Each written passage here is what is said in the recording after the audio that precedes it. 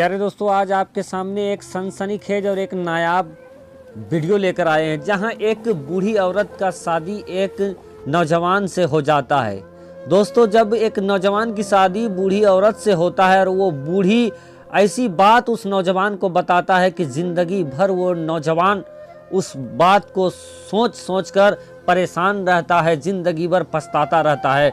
वो कौन सी बात थी और क्या है स्टोरी जहां एक बूढ़ी औरत की शादी एक नौजवान से हो जाता है? तो चलिए दोस्तों, वीडियो का आगाज़ करते हैं।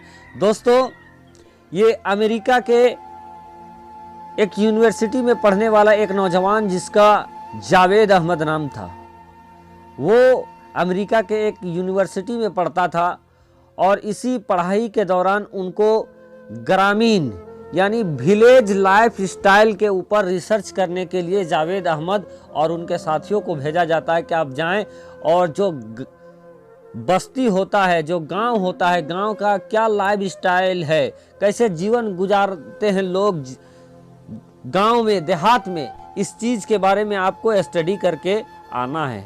अब दोस्तों, क्या होता है कि जावेद अहमद अपने साथियों के साथ एक गांव पहुंच जाता है। गांव पहुंचने के बाद वो सर्च करने लगता है कि लोग यहाँ पर कैसे रहते हैं, क्या पसंद करते हैं। इन तमाम चीज़ों को बारीकी से जावेद अहमद और उनके दोस्त नोट करने लगते हैं, लिखने लगते हैं। लेकिन इसी दरमियान जावेद अहमद की निगाह एक बूढ़ी औरत पे पड़ती है। ये बूढ़ी औरत चरवाहा का काम करती थी, यानी बकरियों को चराया करती थी। जावेद अहमद रोज उस बूढ़ी को देखता, देखने के बाद उसको देखता कि वो अकेली है, उसका कोई मदद करने वाला नहीं है। वो बूढ़ी औरत के बारे में जावेद गांव के लोगों से ही ये पूछता है कि आप बता सकते हैं कि ये औरत कौन है? लोग कहते हैं कि ये एक बेवा औरत है, इसके बच्चे और घर वाले तमाम छोड़कर इसको चले गए हैं। ये यहीं रहती है और बहुत दिनों से यहाँ रहती है और अकेले ये चरवाहे का काम करती है और अपना जीवन गुजारती है। अब इस पूरे मामले को सुनने के बाद जावेद ये तय कर लेता है कि मैं उस बूढ़ी से जाकर सीधा उससे बात करूंगा।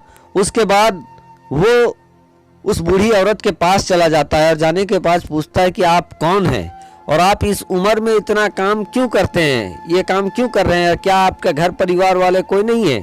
वो बूढ़ी कहती है कि मैं ये काम बहुत दिनों से कर रहा हूँ और मेरे पति का इंतकाल हो गया है, मेरे परिवार वाले मुझे छोड़कर चले गए हैं, लेकिन मुझे किसी चीज़ का शिकवा नहीं है। अल्लाह ने मुझे जिस तरीके से रखा है, अल्लाह का शुक्र है, मुझे किस चीज़ का शिकवा नहीं है और मैं ये काम करके काफ़ी खुश हूँ।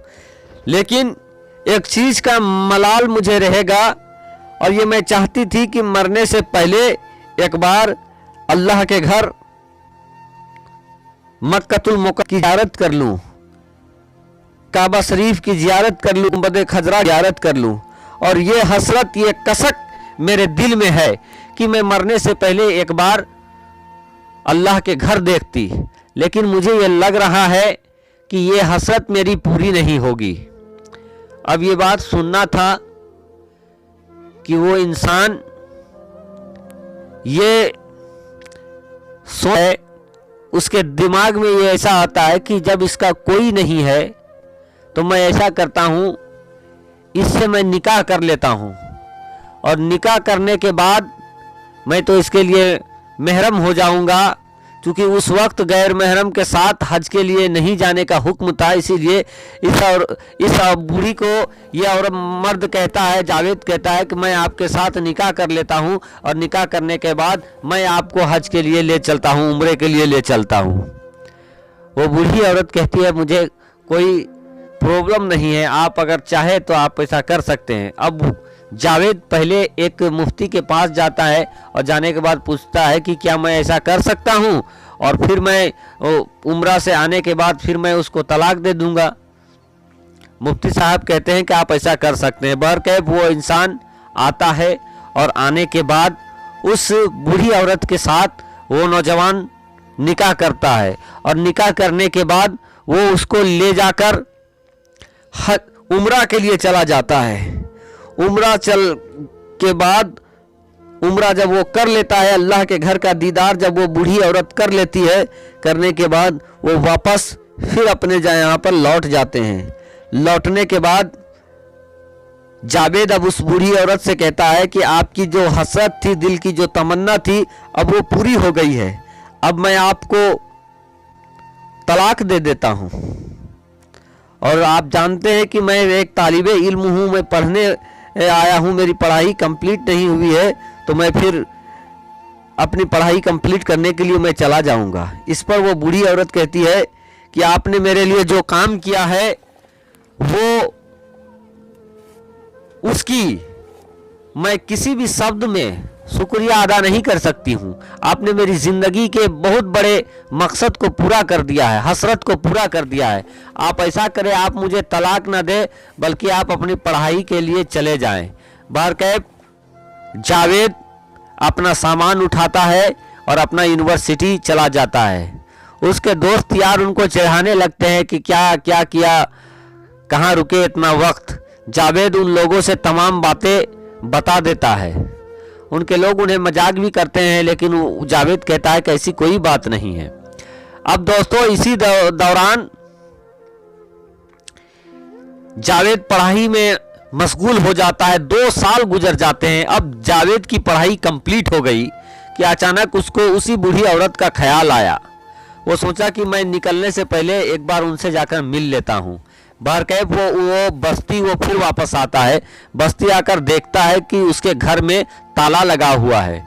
उसके बगल से पूछता है कि वो बूढ़ी क्या कहाँ गई, तो वो बगल वाला कहता है कि ये आपके नाम से एक खत छोड़ गई है और खत के साथ अपने मकान की चाबी दी हुई है। और आपको बता दें कि वो अब से कुछ दिन पहले उसका इंतकाल हो गया है। ये सुनना था कि वो काफ़ी परेशान हो जाता है, लेकिन वो चिट्ठी लेता है, अपने उसके घर में घुसता है, चिट्ठी खोलकर पढ़ता है तो ये देखता है कि आपने मेरे लिए जो किया उसकी मैं शुक्रिया किसी भी शब्द में अदा नहीं कर सकता हूँ, और मरने के बाद भी मैं आपके लिए दुआ करूँगी। और इस घर के ड्रॉवर में मेरे प्रॉपर्टी के कागज है और मैंने पूरा प्रॉपर्टी आपके नाम कर दिया है। दोस्तों याद रहे कि जो जावेद था एक गरीब लड़का था, लेकिन वो स्कॉलरशिप पर पढ़ाई कर रहा था। वो बूढ़ी औरत लिखती है कि उसने अपने प्रॉपर्टी को जावेद के नाम कर दिया है और वो अब इस दुनिया को छोड़कर चली गई है। बहरकैफ उसको काफ़ी मलाल होता है। वो सोचता है कि ये बूढ़ी औरत जो चरवाहे का काम करती थी, इसका क्या प्रॉपर्टी होगा। बहरकैफ वो खोल कर देखता है, अलमारी में उसे एक ऐसा बिल्डिंग, एक बहुत बड़े आलीशान घर का मालकिन वो औरत रहती है, जो कि समुद्र के किनारे था, जिसको बेचने पर उसे $3 मिलियन मिलते हैं। दोस्तों जावेद के लिए जो प्रॉपर्टी उस औरत ने छोड़ा था, उसके पूर्व शादी जो हुआ था उसके शौहर का वो दिया हुआ था, लेकिन जावेद ने जिस तरीके से उसे हज कराया, इस चीज़ का इनाम देते हुए उसने अपने जायदाद का मालिक जावेद को बना दिया। और जावेद ने अनजाने में उस औरत का मदद किया, और लेकिन उस मदद के बदले जावेद को करोड़ों की दौलत हासिल हो गई। दोस्तों जो बगैर किसी मंसूबे के, बगैर किसी मतलब के किसी का मदद करते हैं, अल्लाह भी उसका मदद करता है। जावेद जो कि गरीब था, लेकिन अब उसके पास इतने दौलत आ गए कि वो आगे चलकर एक अच्छा बिजनेसमैन बन गया, एक अच्छा आदमी, बड़ा आदमी हो गया। और ये सब उसके अच्छाई के लिए हुआ। उसने बगैर किसी सोचे उस औरत का मदद किया था, जिसका सिला उसको धन दौलत से मिला। शुक्रिया, आदाब। आप भी लोगों की मदद करें बगैर किसी परवाह के।